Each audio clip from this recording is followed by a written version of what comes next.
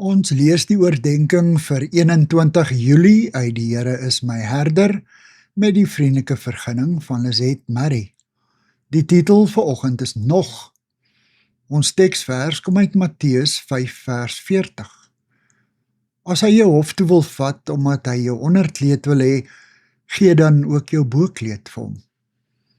Die bekende Dominikaanse mystikus Meister Eckhart, wat van 1260 tot 1328 geleef het, het gesê, God word nie gevind deur iets by jou lewe te voeg nie, maar deur af te trek. Dis nie 'n optelsom nie, maar 'n aftreksom.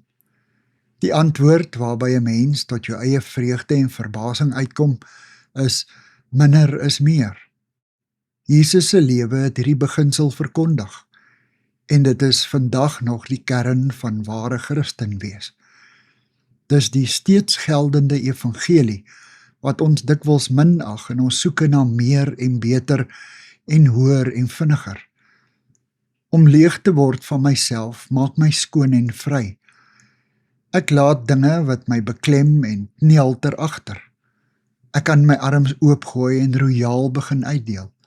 Nie net aardse goed nie, maar veral geestesgoed. En boonop kan ek myself nou verander gee, soos Christus dit wil hê. In Romeine 12 vers 1 rig Paulus 'n appel tot ons. En nou doen ek 'n beroep op julle, broers, op grond van die groot ontferming van God. Gee julle self aan God as lewende en heilige offers, wat vir hom aanneemlik is. Dit is die wesenlike van die godsdiens wat julle moet beoefen. Ons is lewende offers vir God. Ons moet onsself volkome aan hom gee. Alles wat ons het.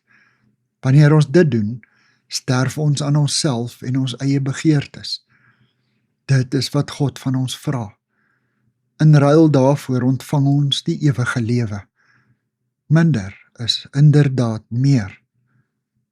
Here, dankie vir die oorvloed wat ek deur 'n lewe saam met U ontvang.